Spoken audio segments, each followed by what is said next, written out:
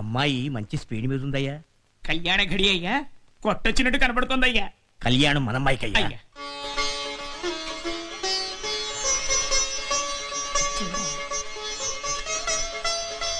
ఇక వీళ్ళిద్దరూ చూసుకోవడం అయితేనయ్యా నేను ఉంగరాలు తొడిగించేస్తానయ్యా. ముహూర్తం టైం దగ్గర పడుతుంది కదయ్యా. భలే వాడివిలే అయ్యా. ఓయ్ పంతులు, నేను అన్నం తిని బతకను, ఆచారం తిని బతుకుతా. ఈ ఇంటి పెద్ద కొడుకు లేకుండా ఉంగరాలట మారుతా. మీరు లాంఛనాలు జరిపించాలనుకున్నా నేను ఒప్పుకోవద్దండి. మా పెద్దబ్బాయి లేందే ఈ ఇంట్లో ఏ శుభకార్యము, ఆఖరికి ఓ చిన్న పేరంటం కూడా జరిపించే ఆనవాయితీ మాకు లేదండి. మీరిద్దరూ ఒప్పుకున్నా నేను ఒప్పుకోను. నా కూతురు కాడపడుచువు కదా, నీతో పేచి ప్రమాదం. నీకిష్టం లేకుండా ఏమీ చెయ్యనులేమ్మా.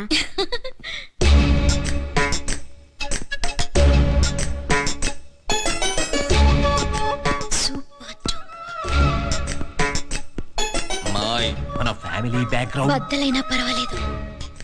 ఇప్పుడు నాకు గుండె బద్దలైపోతుంది.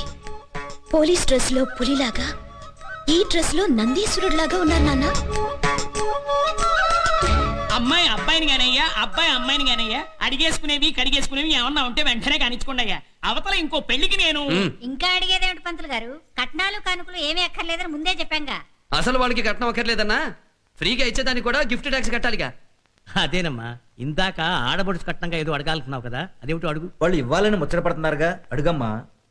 అడిగాక కాదంటే గొడవలవుతాయి బాబాయ్. మాది మాట తప్పని వంశం. మాట తప్పనంటున్నారుగా, అడిగే హేమా. అడుగు. అడుగక్క. నాకు ఆడపడుచు కట్నంగా ఆయన కావాలి.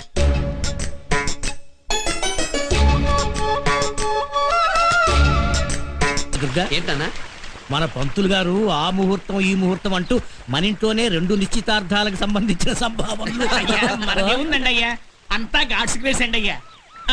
ఒక క్షణం. హలో, ఈ సెల్ కాదయ్యా, పోలీస్ సైన్. రండి sir. Sorry mister Durga Prasad, మీ ఇంట్లో శుభకార్యం తెలిసి కూడా రాక తప్పలేదు. ఏమైంది సార్? ఆ ఎంపీ కాళేశ్వరరావు ఊళ్ళో ఉండే మగవాళ్ళందరినీ గుడిలో బంధించాడు.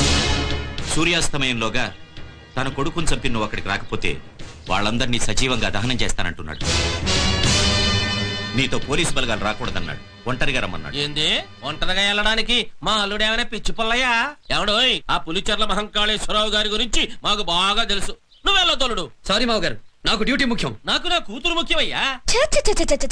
మన ఫ్యామిలీ బ్యాక్గ్రౌండ్ మొత్తం బదులు కొట్టేశావు నాన్న. ఆడపడుచు కట్నంగా ఆయన నిన్ను అడిగిందే ఆయన మగసరి చూసి. మిమ్మల్ని చూసి మనసు పారేసుకుంది మీ పౌరుషం చూసి, యూనిఫామ్ లో ఉన్న మిమ్మల్ని చూసి. వెళ్ళి ఒక్క చూపు చూసిరండి. అదేంటమ్మా, నువ్వు మగో మాంచాలిలాగా మగాన్ని రెచ్చగొట్టి పంపిస్తున్నావు? తిరిగి రాకపోవడానికి ఈయన బాలచంద్రుడు కాదు బాబాయ్. హారతి పళ్ళంతో రెడీగా ఉంటాను, వెళ్ళండి.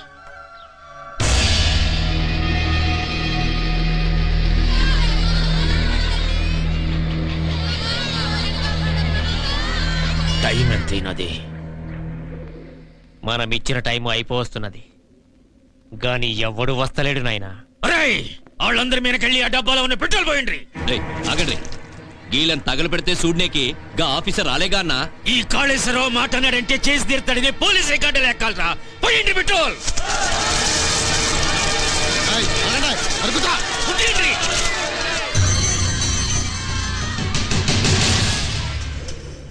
నేను ముట్టిస్తా. నా బిడ్డ కావు కావుమంట ఇండ్ల ముందు కురికితే, జావు జావుమంట తలుపులు బందు చేసిన ఈ కొడుకులకు నేను నిప్పు పెడతా. సచ్చినోళ్ల బొందికి నిప్పు పెట్టుడు ప్రపంచం మొత్తానికి ఎరిగరా. బతికున్నోళ్ల బొందికి నిప్పు పెట్టుడు నాతో నిచ్చుడు చేస్తా. నీ తల్లి, ఈ తల్లి ఉసురు మీకు తలగలేదురా. నా బిడ్డను చంపినోడు రాకుంటే మీరు మొత్తం చావాల్సిందే.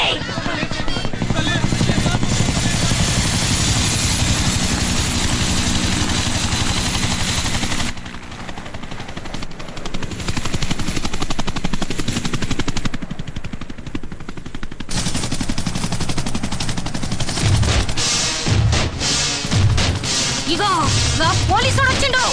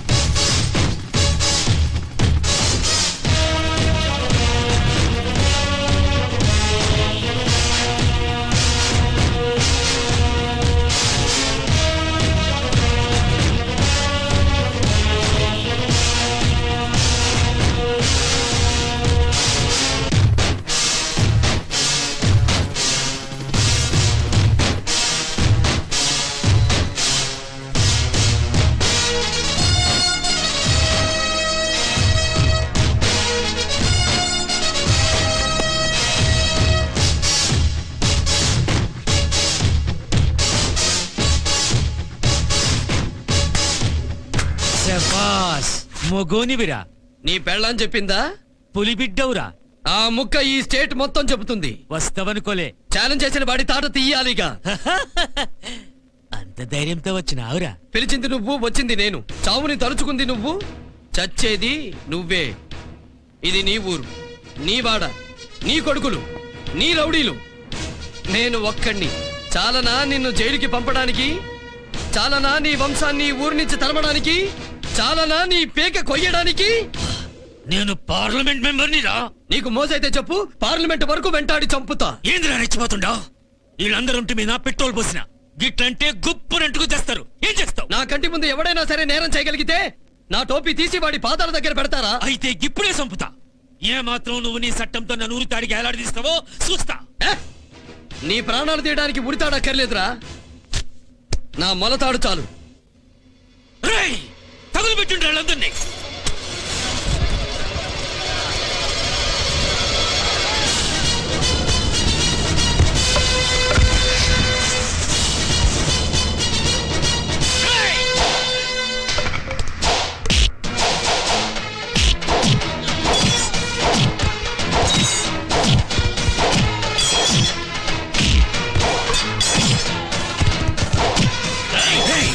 మీరు ఆగండి, వాళ్ళు చూసుకుంటారు.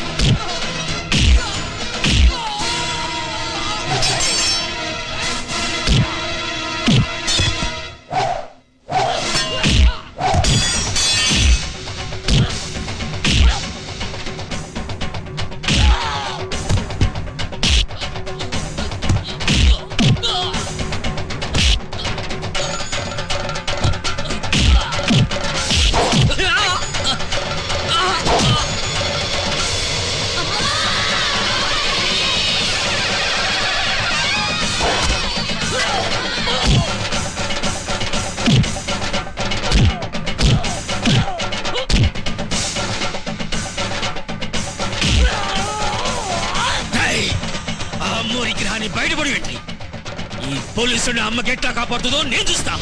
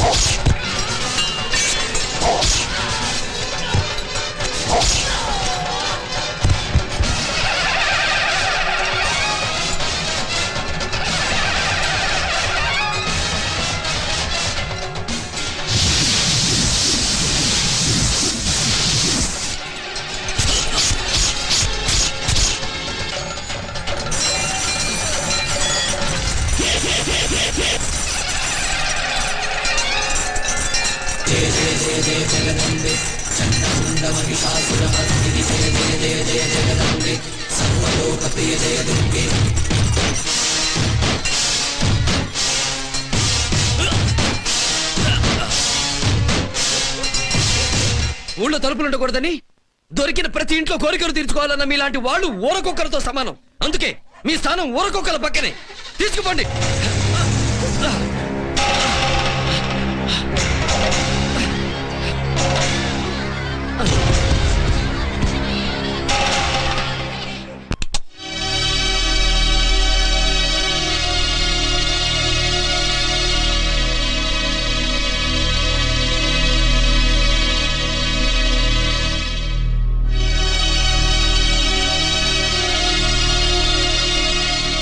అత్తయ్య, డాక్టర్ ఎలా ఉన్నాడు? ప్రాణాపాయం తప్పిన కుడి చేతి నరాలు బాగా దెబ్బతిన్నాయి. ఆ చేతికి చలనం పోయింది. క్షమించండి విశ్వేశ్వరరావు గారు. దుర్గాప్రసాద్ సాహసానికి ఇంత మూల్యం కట్టాల్సి వస్తున్నాను అనుకోని ఐఎమ్ వెరీ సారీ.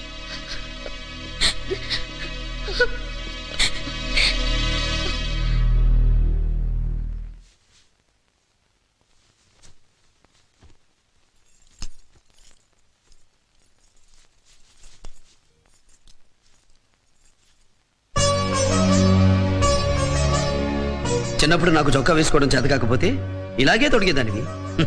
నీ కొడుకు మళ్ళీ ఓ 4 రోజుల పాటు చిన్నపిల్లాడైపోయాడు అనుకో.